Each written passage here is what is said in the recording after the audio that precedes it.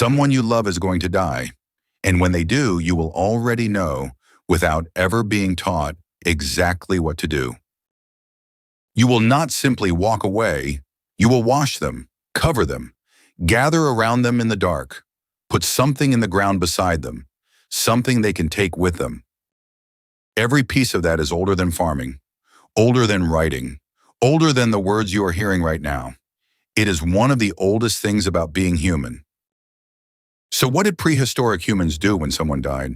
And why does the answer prove they had something we once believed was ours alone? A soul, or at least the belief in one. For most of deep time, the dead were simply left where they fell, weathered, scattered, taken by scavengers. That is what happens to nearly every animal that has ever lived. It is what should have happened to us. Here's the short answer. Somewhere in the dark, hundreds of thousands of years ago, one of our ancestors looked at a dead body and could not do it, could not just walk away. And in that refusal, something new was born, the first sign that a creature knew it would die and could not accept it. But here is the part nobody tells you. For almost all of our history, the dead were honored and then left behind as the living moved on. And then, quite suddenly, we stopped leaving them. We started keeping them. And that changed what it means to be human. To understand how, go back to the very first grave. The trouble with finding the first funeral is that grief does not fossilize. A body left with love and a body left by accident can look almost the same after 500,000 years. So archaeologists hunt for one thing above all: deliberate placement, a body that was put somewhere on purpose. And the oldest candidate is a place in Spain with a name that tells you everything: Cima de los Huesos, the pit of bones. Deep inside the caves of Atapuerca, at the bottom of a 13-meter vertical shaft, lies a jumble of bones. At least 28 individuals. Not Homo sapiens, not even Neanderthals, but their ancestors. And they are 430,000 years old. The lead researcher, Juan Luis Arsuaga, argues these bodies did not fall in by accident or wash in with the mud. They were carried deep into the earth and lowered down that shaft. On purpose. If he is right, then nearly 500,000 years ago, a human ancestor was already doing something deliberate with its dead. And there is one haunting detail. Among tens of thousands of bones, there is a single tool. One hand axe, shaped from beautiful pink quartzite, unlike any other object in the pit. The researchers nicknamed it Excalibur. Some believe it was thrown down there on purpose, an offering, a grave good 400,000 years before its time. Not everyone is convinced. Some argue water and time could have gathered those bones. This doubt haunts every early claim. But the pit of bones raises a staggering possibility that the pull to gather the dead is far older than our own species. And then there is a discovery so strange it is still tearing the field apart. In a South African cave, so deep and narrow that reaching it can kill you, a team led by Berger found the bones of a small-brained, ancient human cousin called Homo naledi. Berger claims they were placed there deliberately, that a creature with a brain a third the size of yours carried its dead through pitch-black tunnels to hide them away in the earth. Many scientists think the claim outruns the evidence, but if it is true, then caring for the dead is not a mark of high intelligence at all. It is something deeper and older than a big brain. Picture the inside of that cave. No light has ever touched it. The air is dead still, cold, tasting of stone. And somewhere in the black, a figure is crawling, pushing a burden ahead of it through a gap barely wide enough for a body, refusing to put it down until it reaches the deepest, most hidden place it can find. It could not have told you why, but it would not stop. Some things, it seems, we never had to learn. But for the first burials we can truly be sure of, we turn to a people who were not our ancestors, but our cousins, the Neanderthals. For a long time we imagined them as brutes. Then across Europe and the Middle East, archaeologists began finding their dead, laid out with care, in graves, curled on their sides as if asleep, limbs arranged, placed in the earth by hands that meant it. And they did not only tend their dead. At a French site called La Chapelle aux Saints, the Neanderthal they found was old and ruined, nearly toothless, twisted with arthritis, barely able to feed himself.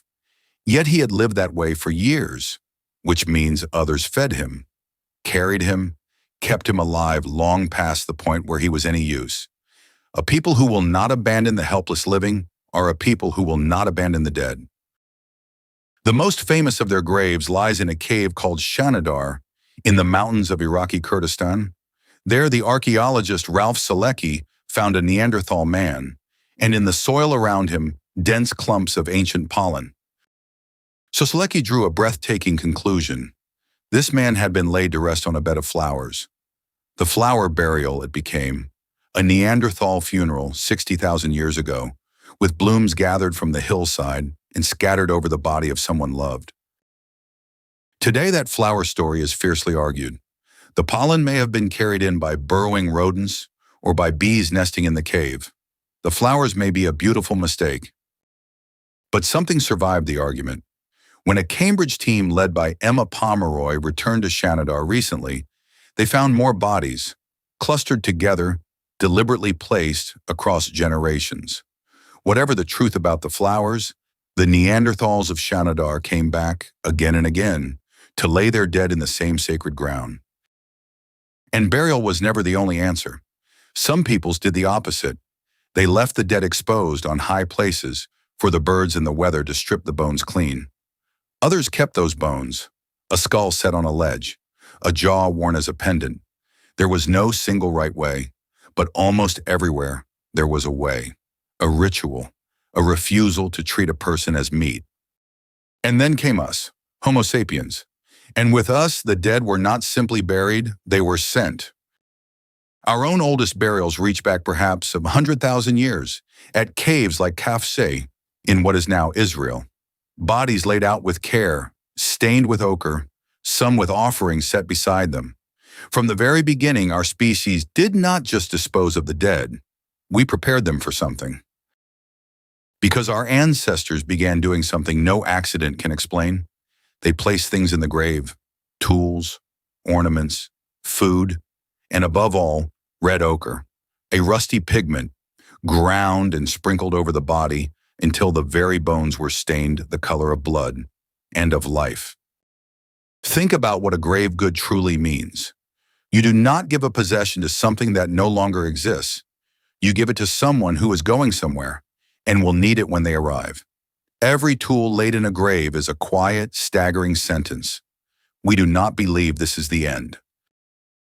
That is the moment religion was born. Not a temple, not a god with a name, just one revolutionary thought pressed into the ground with a handful of tools. That death is not a wall, it is a door. And nowhere is that belief written larger than at a place called Sungir on the frozen plains of Russia 34,000 years ago. There, archaeologists uncovered a burial that stops the breath. 2 children laid head to head and sewn onto clothes long since rotted to nothing, more than 10,000 beads, each one carved by hand from mammoth ivory. Experts estimate a single one of those beads took close to an hour to make.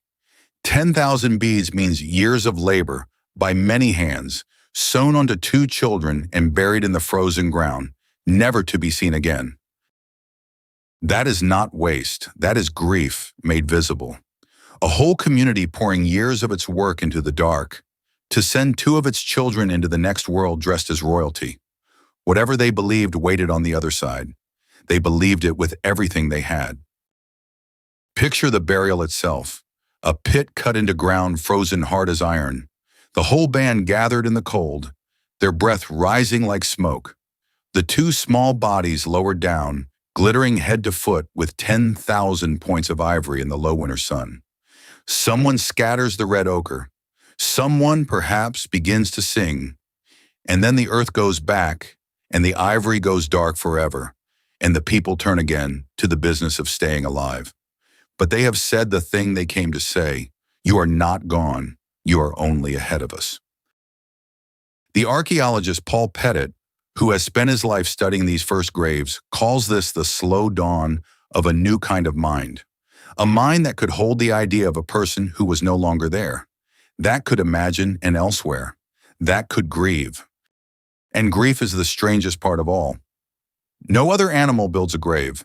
A few will guard a dead companion for a day, then move on. Only humans take the raw, useless pain of loss and turn it into ritual, into meaning, into a story about where the dead have gone. We are the animal that refuses to let death be the end of the story. For tens of thousands of years, this was the shape of it. A death, a burial, sometimes rich, sometimes plain. Grief. And then, because these were people who followed the herds and the seasons, the living moved on. The dead stayed where they were laid, alone as the band walked away toward the next valley, the next season, the next life. The dead were honored, but they were left behind. And then, 12,000 years ago, that stopped. And what replaced it is one of the strangest turns in the whole human story. And then something changed. Humans stopped wandering. They built the first permanent villages and stayed, generation after generation, in one place. And for the first time, the living and the dead were neighbors who never moved apart. In one of the oldest towns on Earth, a place in Turkey called Catalhoyuk, a team led by Ian Hodder found something that unsettles the modern mind. The dead were not buried out in a field. They were buried inside the house, beneath the very floor the family walked on, slept on, and cooked on every single day. Imagine that. You are born, you live, and you sleep your whole life a few feet above your grandparents and theirs. The dead did not leave the home. They became its foundation. To live in that house was to live on top of everyone who had ever loved you there. Why the change? Partly it was practical. When you farm the same land forever, the graves of your ancestors become your claim to it. This is our valley, the dead say from under the soil, because we are buried in it. But it was far more than property. It was a new bargain with death itself. Because in these first towns, people began to do something that sounds like horror and was in fact love. They dug the dead back up. At Catalhoyuk, and most famously at Jericho, they lifted out the skull, and then with astonishing care, they rebuilt the face. Plaster molded over bone into cheeks and a nose, shells set into the eye sockets, the dead given a face again. The archaeologist Hodder Kenyon, who first uncovered these plastered skulls at Jericho, believed they were kept in the homes of the living, set out, spoken to, honored, an ancestor you could hold in your hands and look in the eyes generations after they had died. This is the birth of the ancestor, the idea that the dead do not truly leave, that they linger watching, needing to be fed, remembered, obeyed, that your family is not only the living, but a long line reaching back into the ground, and that the ground is full of eyes. From that root grew almost everything that came after: the tomb, the shrine, the graveyard beside the church, the photographs of the dead upon the wall, even the pyramids, which are nothing more than a plastered skull grown monstrous. A house for a body that was never meant to leave. Once we stopped moving, we could no longer bear to let the dead go. So we built them somewhere to stay, forever. This is the world your instincts still come from, a world where the dead were carried into lightless caves, sent off in mammoth ivory, and at last kept in the walls of the home. Sit with that for a moment, and then think about what you will do when it is your turn to stand over someone you love. You will not leave them. That much you already know. You will wash the body, though it can feel nothing. You will dress it in good clothes, though no one will see. You will gather flowers, an echo of a Neanderthal cave that may or may not be real, but that we still cannot stop reaching for. You may slip something into the coffin: a photograph, a letter, a wedding ring, a grave good 34,000 years after Sungir, given to someone going somewhere so that they will not arrive with empty hands. And you will keep them, not beneath the floor perhaps, but in a frame on a shelf, in a name handed to a child, In a grave you return to and tend and speak beside, long after they can hear you. You will make them an ancestor, because you cannot do the one thing all of nature says you should. You cannot simply walk away. Every funeral you will ever attend is that same act, unbroken, running back through 100,000 years of the dark. A refusal, the oldest and perhaps the most human refusal there is, to accept that the people we love are truly gone. So the next time you stand at a graveside and feel that ancient certainty that you must not, cannot simply leave, remember where it comes from. It is the same pull that once sent a small-brained creature crawling into a lightless cave, unable to explain why, unable to stop. That is not weakness. It is the first and the truest sign that you are human. That world is gone now, but it never really left you. It's still there, in the instincts you never question and the fears you can't explain. If you want to keep uncovering the vanished worlds that made us who we are, subscribe to the Sid Row Files. A like or a share helps the channel more than you'd think. I'll see you in the next one.